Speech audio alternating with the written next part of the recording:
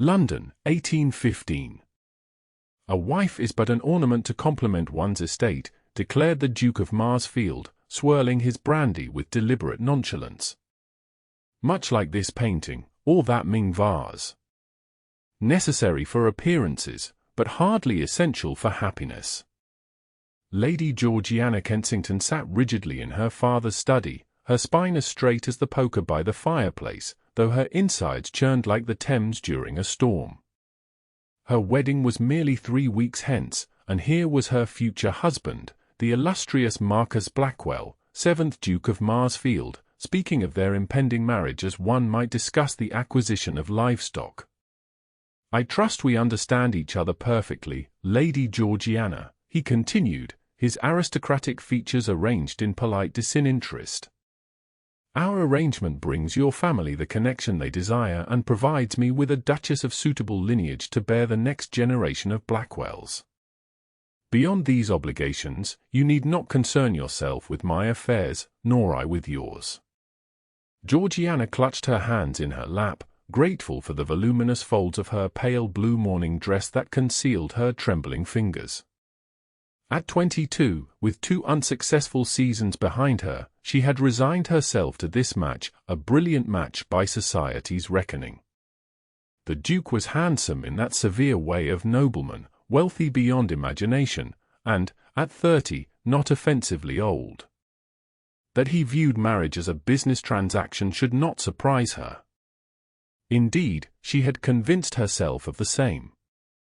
"Perfectly, Your Grace," she replied, her voice mercifully steady. "I harbor no romantic delusions about our union.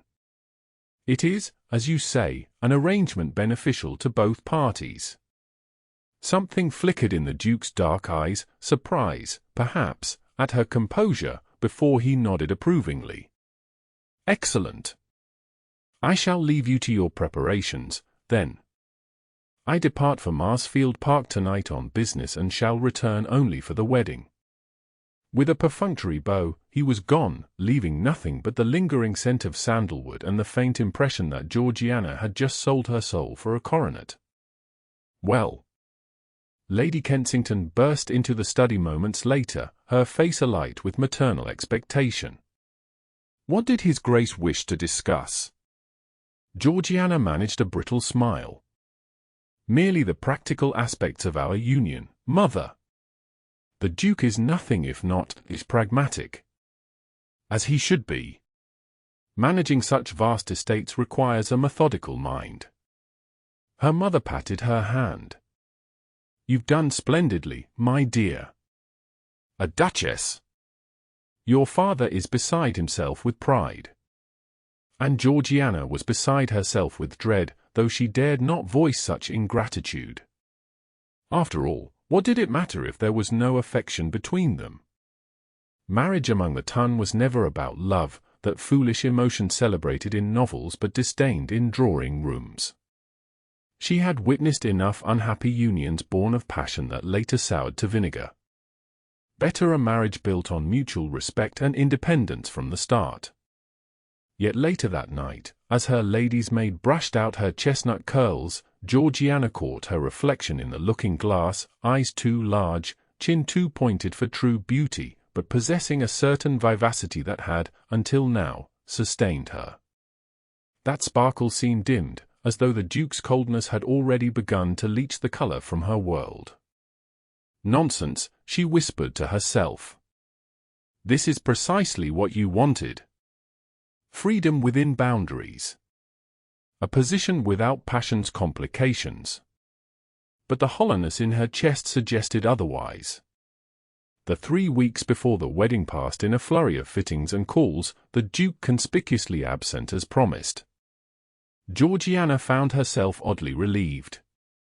Each day without his intimidating presence allowed her to fortify her resolve, to embrace the pragmatism she had declared. By the wedding morning, she had constructed a fortress around her heart so impenetrable that when she finally walked down the aisle of St. George's, Hanover Square, she felt nothing but calm determination. The ceremony itself was a blur of solemn vows and murmured promises. The Duke, her husband now, performed his role with admirable precision, neither too cold to cause comment nor too ardent to be believable. His hand, when it closed around hers, was warm and steady, his I do resonant with appropriate gravity. Only once, when the vicar pronounced them man and wife, did Georgiana catch something unexpected in his gaze, a fleeting vulnerability that vanished so quickly she thought she might have imagined it. The wedding breakfast at Kensington House was a triumph of social choreography, with the cream of society in attendance. Georgiana played her part flawlessly, accepting congratulations with demure gratitude, sharing indulgent smiles with her new husband, and pretending not to notice when he disappeared into her father's study with Lord Pembroke for over an hour.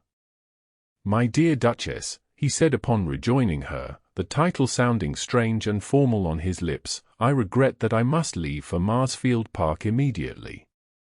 Urgent business requires my attention." Georgiana froze mid-conversation with Lady Jersey, her painted fan stilling in her hand. "Leave? Today?" "Indeed. The steward has uncovered some irregularities that cannot wait."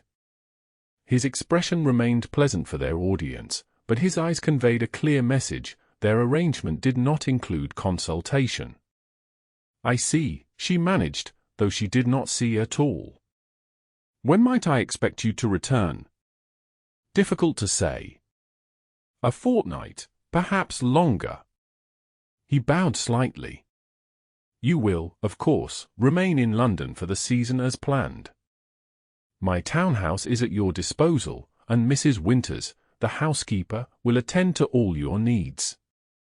And with that, the Duke of Marsfield abandoned his bride of 3 hours, leaving Georgiana to explain his absence to increasingly curious guests.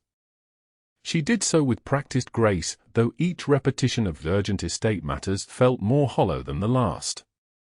That night, alone in the Duke's cavernous townhouse on Berkeley Square, Georgiana stood in her new bedchamber, a room of exquisite luxury that felt as impersonal as a hotel, and finally allowed her composure to crack.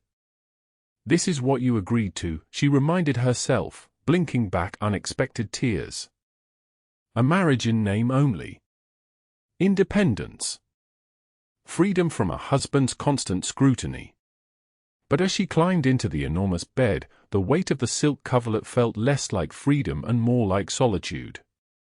The days stretched into weeks, and the weeks into months. Spring blossomed into a glorious summer, and still, the Duke remained at Marsfield Park.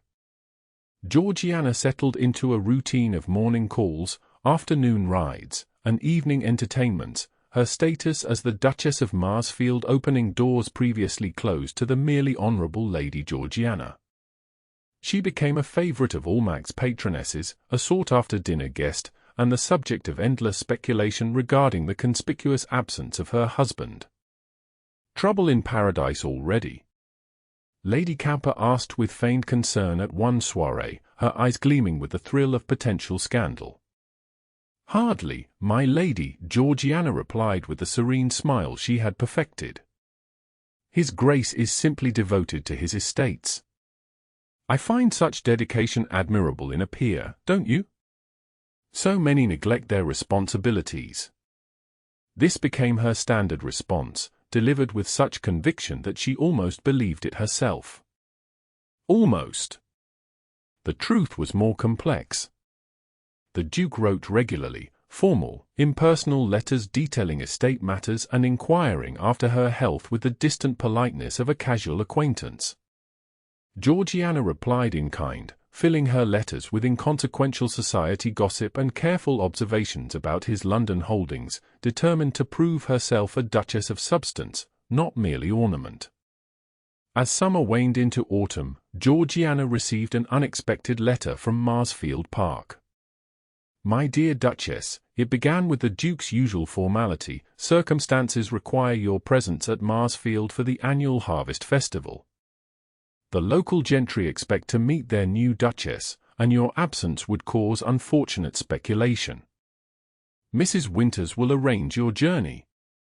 I anticipate your arrival no later than the 14th. Not an invitation, a summons. Georgiana's first impulse was indignation at being commanded like a servant. Her second was a peculiar flutter of anxiety at the prospect of seeing her husband again after nearly 5 months of separation. How does one prepare to face a spouse who is effectively a stranger? She wondered aloud as her lady's maid packed her trunks. She had crafted an identity as the sophisticated, independent Duchess of Marsfield in London. Would that persona survive at Marsfield Park, under her husband's direct scrutiny? The journey to Derbyshire took 2 days, the rolling hills gradually giving way to more dramatic landscapes. When the carriage finally turned onto a tree-lined drive, Georgiana leaned forward for her first glimpse of her new home. Marsfield Park emerged from the autumn mist like a vision from another time, a magnificent Palladian mansion of golden stone, its symmetrical facade graced with elegant columns and tall windows that gleamed in the afternoon light. Formal gardens stretched in geometric precision from the house, giving way to parkland that seemed to extend forever. "Oh," Georgiana breathed, momentarily forgetting her apprehension. "It's beautiful." "The finest house in 3 counties, Your Grace," her maid said proudly. As the carriage pulled into the circular drive, Georgiana composed herself, straightening her travelling bonnet and smoothing her forest green pelisse. The Duke would undoubtedly be waiting to greet her with the same cool courtesy he had shown at their wedding.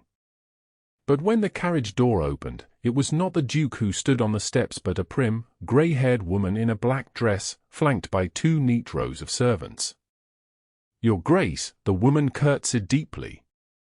"I am Mrs. Hargrave, the housekeeper. We are honoured to welcome you to Marsfield Park." Georgiana masked her surprise with a warm smile. "Thank you, Mrs. Hargrave. I'm delighted to be here at last." Her eye scanned the assembled staff, then the imposing facade. "Is His Grace not at home?" His Grace was called away to inspect some damaged tenant farms after yesterday's storm. He asked me to convey his regrets and inform you that he will join you for dinner. Of course. Even here, the Duke maintained his distance. Georgiana swallowed her disappointment. It was disappointment, she realized with some surprise, and allowed Mrs. Hargrave to lead her into the house. The interior of Marsfield Park was as impressive as its exterior, soaring ceilings, marble floors, an art that belonged in museums rather than private homes. Yet despite its grandeur, the house possessed a warmth Georgiana hadn't expected, with comfortable furniture arranged for conversation and fresh flowers brightening every room. Her chambers were equally surprising, a suite of rooms decorated in soft blues and creams, with delicate feminine touches that seemed at odds with the Duke's austere personality. His Grace had the rooms redecorated for your arrival, Mrs. Hargrave explained, noticing Georgiana's wonder. The previous Duchess's chambers had not been altered since her passing 15 years ago. How thoughtful, Georgiana murmured, trailing her fingers over a finely inlaid writing desk positioned before a window with a breathtaking view of the park. The Duke is most particular about details, Your Grace. He selected every piece himself. This unexpected revelation lingered in Georgiana's mind as she bathed and dressed for dinner, choosing a gown of deep burgundy silk that complemented her fair complexion. If the Duke had personally overseen these preparations, perhaps he was not as indifferent to her comfort as his behavior suggested. When Georgiana descended to the drawing room at precisely 7 o'clock, she found it empty. A fire crackled cheerfully in the marble fireplace, and candles cast a golden glow over the elegant furnishings, but of her husband there was no sign. 10 minutes passed. Then 20. At 7:30, a footman appeared. His Grace sends his apologies, Your Grace, the young man said, looking uncomfortable. He has been further delayed and suggests you dine without him. He will join you when he returns. Dinner alone, then, in a cavernous dining room meant for entertaining dozens. Georgiana's initial disappointment curdled into irritation. To summon her to Marsfield only to ignore her presence seemed deliberately discourteous. By the time she finished her solitary meal, her composure had given way to simmering resentment. Rather than retiring to her chambers, she decided to explore. If the Duke could not be bothered to welcome her properly, she would at least familiarize herself with the home she was expected to preside over. The library proved most captivating, a two-story wonder with thousands of volumes and comfortable reading nooks tucked between the shelves. Georgiana was examining a first edition of Pride and Prejudice when a deep voice startled her. "I see you've discovered my sanctuary." The Duke stood in the doorway, still in riding clothes, his tall frame silhouetted against the hallway light. He looked different somehow, less formal, more substantial, with wind-blown hair and high color in his usually pale cheeks.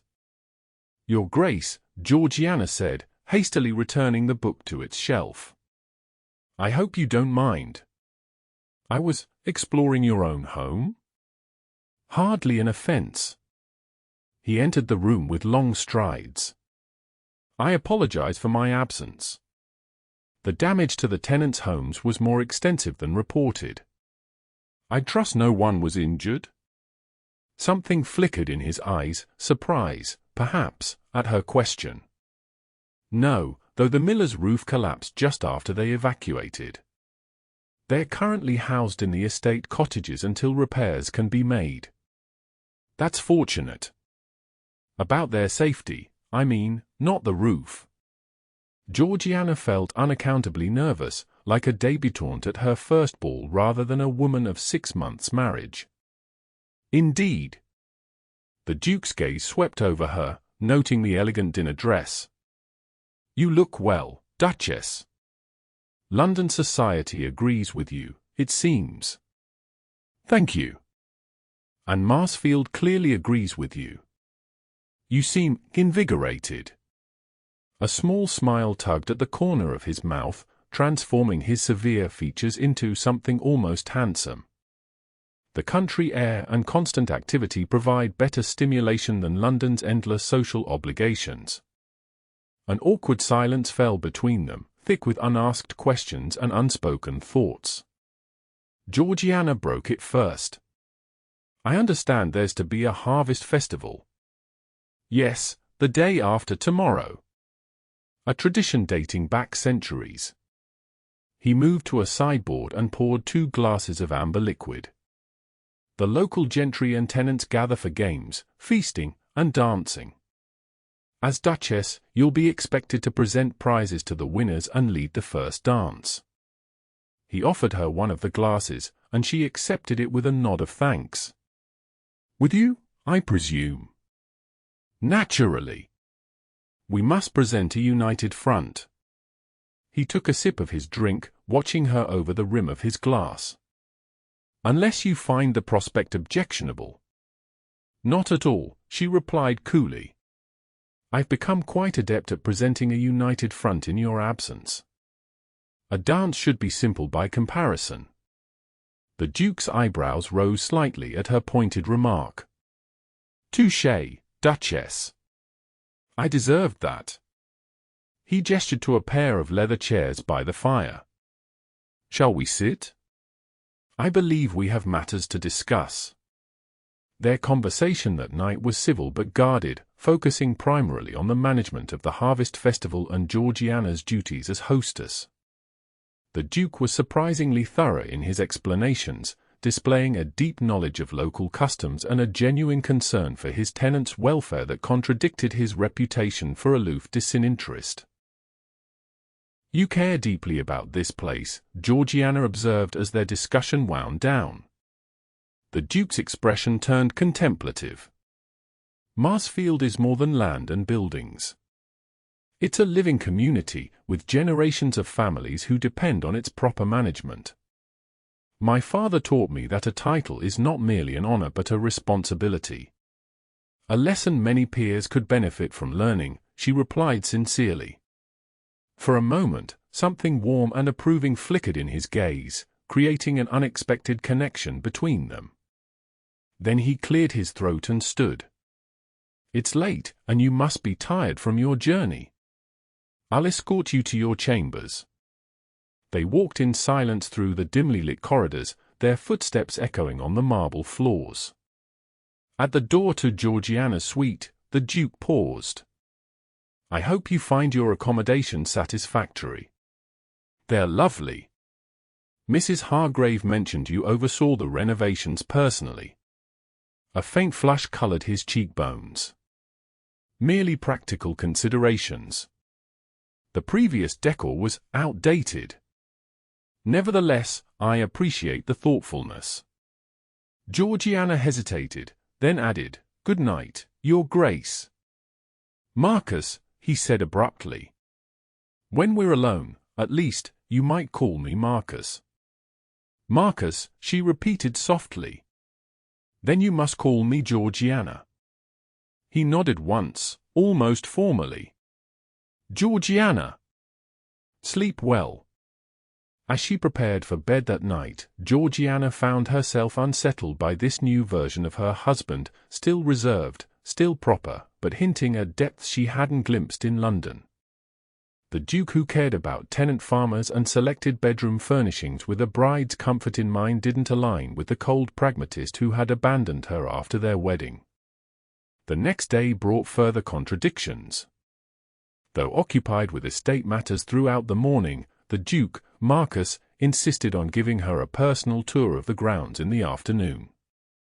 As they walked through formal gardens, greenhouses, and parkland, he spoke with genuine passion about his plans for agricultural improvements and architectural restorations. You should see the rose garden in June, he said as they passed through an arbor. My mother designed it, and it remains one of the finest in England. I would like that, Georgiana replied, then added without thinking, though I'm not certain I'll be here in June. Marcus stopped walking, his expression suddenly guarded. You prefer London. I don't know what I prefer, having spent precisely one day at Marsfield. She met his gaze directly. You've made it clear our marriage is one of convenience, with each of us free to pursue our separate lives. I assumed you would prefer I remain in London while you attend to Marsfield. I see. His tone was carefully neutral. And is that your preference as well? Georgiana hesitated, uncertain how to answer. Before she could formulate a response, the sound of hoofbeats interrupted their conversation. A rider approached at speed, one of the estate workers, his expression urgent. Your Grace! There's been an accident at the Miller cottage. The scaffolding collapsed with 3 men on it. Marcus's demeanor transformed instantly. Are they badly hurt? Tom Miller's got a broken arm for certain, and young James hasn't regained consciousness. Have Dr. Patterson sent for immediately? I'll come at once.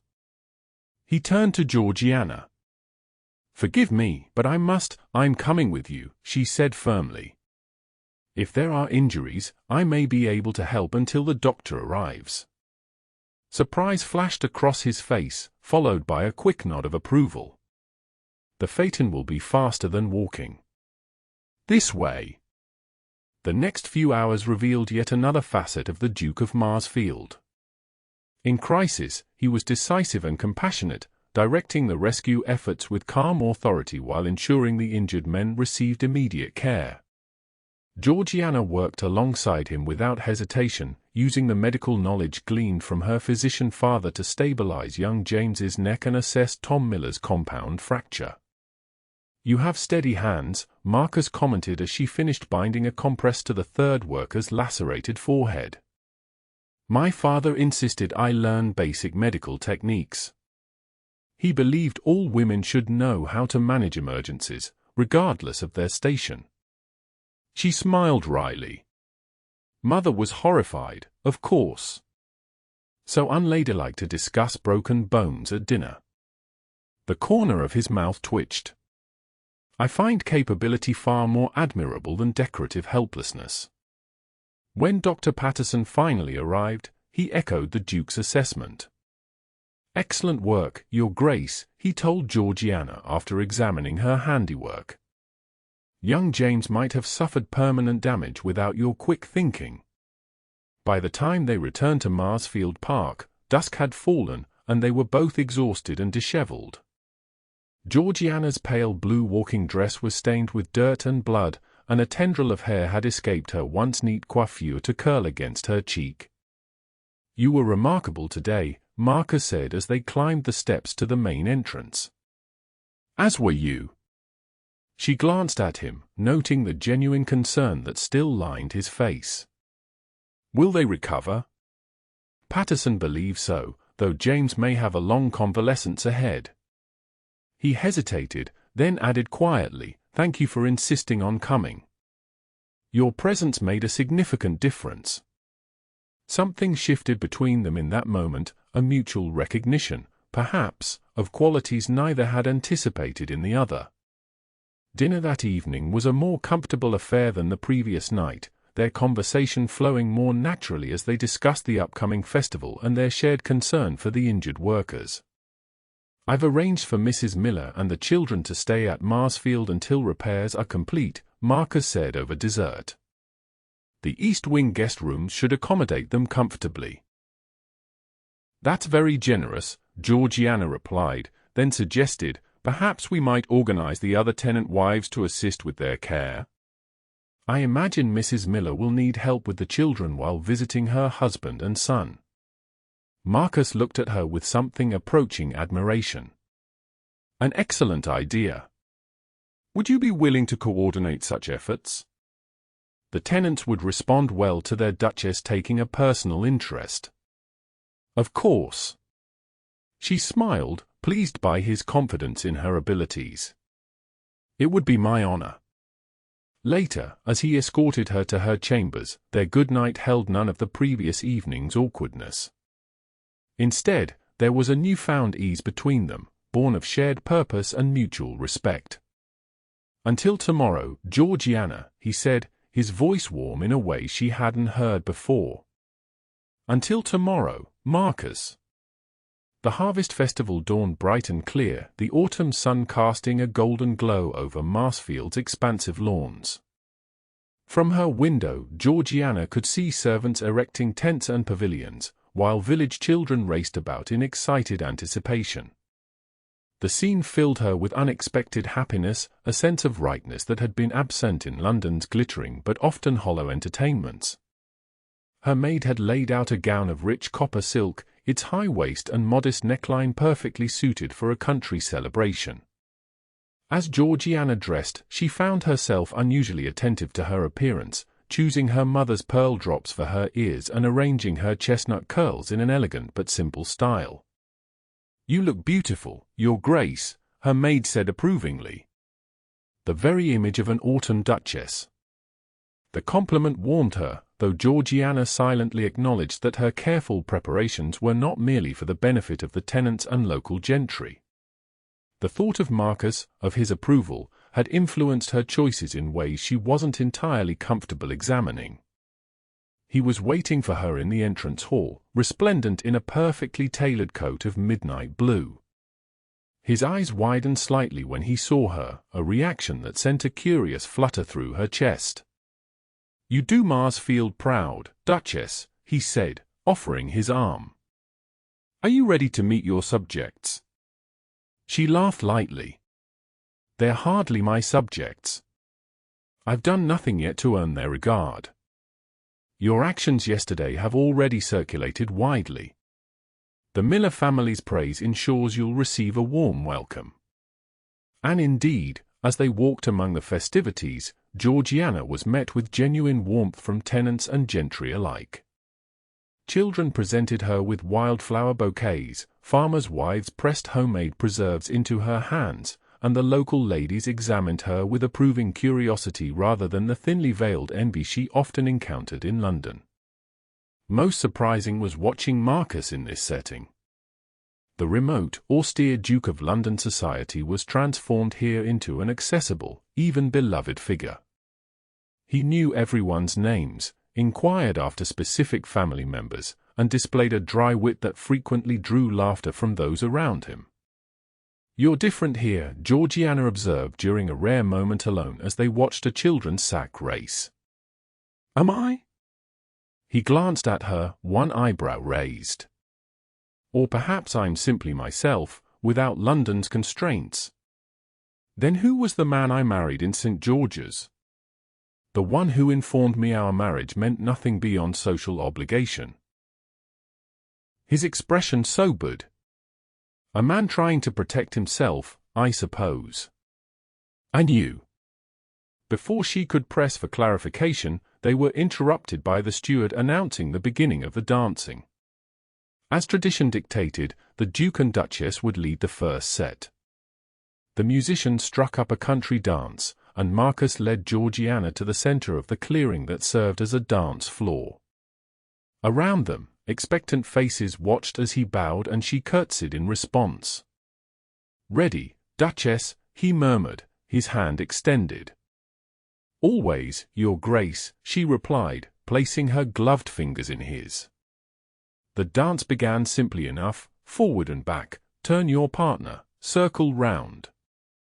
But as the music swelled, something extraordinary happened. The careful distance Georgiana had maintained from her feelings began to dissolve with each step, each turn, each moment their hands touched. Marcus moved with surprising grace for such a tall man, his movements precise yet natural. When their eyes met during a turn, the intensity of his gaze stole her breath. This was not the cool regard of a man fulfilling a social obligation, but something far more dangerous: appreciation, attraction, even desire. As the dance required them to change partners temporarily, Georgiana found herself passed to a jovial farmer, then a blushing young gentleman, before returning to Marcus's arms. Each time she came back to him, the connection between them seemed to strengthen, an invisible thread pulling them closer. "You dance beautifully," he said during one such reunion, his voice low enough that only she could hear. "As do you." Another unexpected talent. "I contain multitudes, Duchess." His mouth curved in a half-smile that transformed his austere features into something devastatingly appealing. The final movements of the dance brought them face to face, closer than propriety typically allowed, their breath mingling in the cool autumn air. For a suspended moment, Georgiana thought he might kiss her, right there before the entire gathering. Something in his eyes, a question, a longing, suggested he was considering it. Then the music ended, and reality reasserted itself. They separated with proper bows as applause erupted around them. But something fundamental had changed. The waltz had awakened sensations Georgiana had ruthlessly suppressed since their wedding, the awareness of Marcus not merely as her husband in name but as a man. A desirable man whose touch affected her in ways she hadn't believed possible.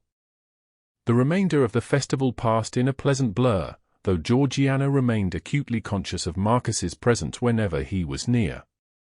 Their hands brushed as they presented prizes to the contest winners, their eyes met across the crowd during speeches. Once, helping her over a muddy patch, his hand lingered at her waist a moment longer than necessary. By the time they returned to Marsfield Park in the early evening, the air between them hummed with unspoken tension. Dinner was a quiet affair, their conversation polite but charged with undercurrents neither seemed ready to acknowledge. "Shall we retire to the library?" Marcus suggested afterward. "I find I'm not quite ready for the day to end." In the library, a fire crackled welcomingly, and 2 glasses of port awaited them on a small table between the leather chairs. Georgiana settled into one, grateful for the opportunity to gather her thoughts. "The festival was wonderful," she said, accepting the offered glass. "I understand now why you wanted me here for it. It's a significant tradition for the estate." Marcus took the opposite chair, his long legs stretched toward the fire. "But that wasn't my only reason for summoning you to Marsfield." Her pulse quickened. "No? No." He studied the contents of his glass. I've had time to reflect on our arrangement these past months. On the terms I dictated rather than discussed. And I believe I may have been hasty. He met her gaze directly. Perhaps even wrong. Georgiana set down her glass carefully. Wrong about what, precisely? About the nature of marriage. About what might be possible between us. He leaned forward, his expression more open than she had ever seen it. When I proposed our arrangement, I was protecting myself from disappointment. My parents' marriage was a love match that dissolved into bitter recrimination after my mother's third miscarriage. My father never recovered from her death. I vowed never to risk such vulnerability. So you chose emotional isolation instead, Georgiana said softly. As did I, though for different reasons. His eyebrows rose in question. My sister married for love, she explained. A charming viscount who showered her with poetry and promises. 6 months later, she discovered his gambling debts exceeded her entire dowry, and his business trips were visits to his mistress. She remains trapped in a loveless marriage, her spirit crushed by disappointment. And you concluded all marriages of affection meet such ends. I concluded that clear-eyed pragmatism offered better protection than romantic illusions. When you proposed your arrangement, it seemed safe. Marcus nodded slowly. We are well matched in our cynicism, it seems. A rueful smile touched his lips. Yet today, watching you with the tenants, seeing your compassion and capability, I found myself wishing for more than our careful bargain allows. Georgiana's heart beat painfully against her ribs. What are you saying, Marcus? He rose and moved to kneel before her chair, taking her hands in his. I'm saying that I was a fool to leave you in London. That these months apart were a cowardly attempt to avoid the inconvenient truth that I am drawn to you in ways I never anticipated. That during our dance today, I wanted nothing more than to kiss you senseless, propriety be damned. Her breath caught. Why didn't you? Because I have no right to such liberties after abandoning you for months. Because I fear you've constructed a life in London that has no place for a husband who failed you from the start. Georgiana studied their joined hands, his large and strong, hers small but equally capable. I have created a life in London, it's true. A good life, by most measures. She raised her eyes to his. But something has always been missing. Today, dancing with you, helping the Millers yesterday, I felt it. Purpose. Connection.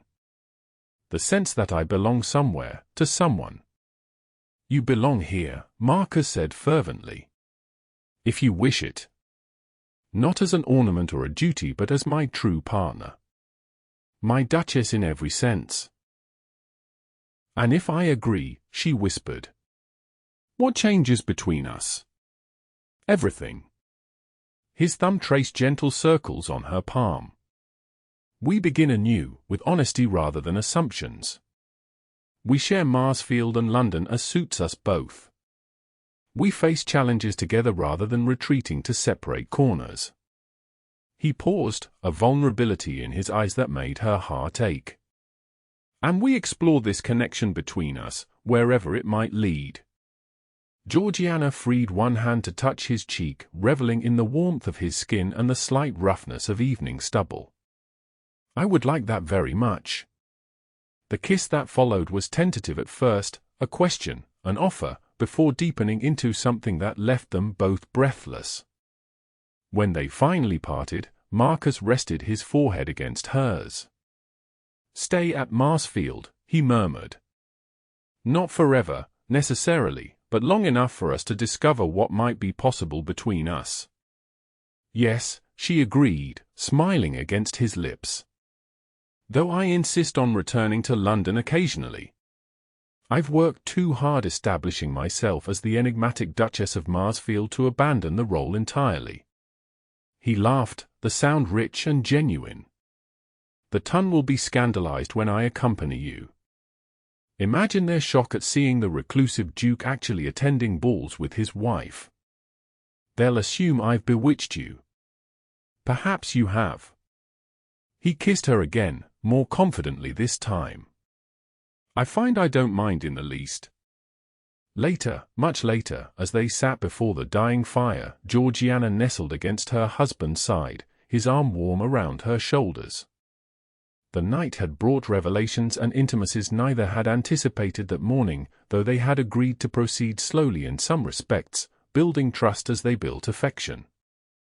I never expected this, Georgiana confessed, her fingers intertwined with his. When you told me our marriage meant nothing beyond social obligation, I believed you. Convinced myself I wanted exactly that.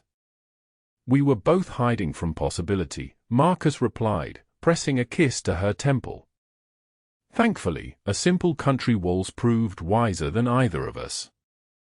Not so simple, she corrected with a smile. That dance changed everything. No, he said softly. You changed everything, Georgiana. You showed me that safety without connection is merely emptiness disguised as protection. She turned to face him fully. Promise me something. Anything. No more running away. No more hiding behind duty or pragmatism. Whatever comes, we face it together. I promise. His expression was solemn, his dark eyes reflecting the last embers of the fire. No more separate lives. From this day forward, our marriage means everything. And as he sealed this new vow with a kiss, Georgiana knew with absolute certainty that sometimes the greatest adventures begin not with grand gestures or dramatic declarations, but with the simple courage to waltz toward possibility, hand in hand with the person who makes your heart beat in time with the music.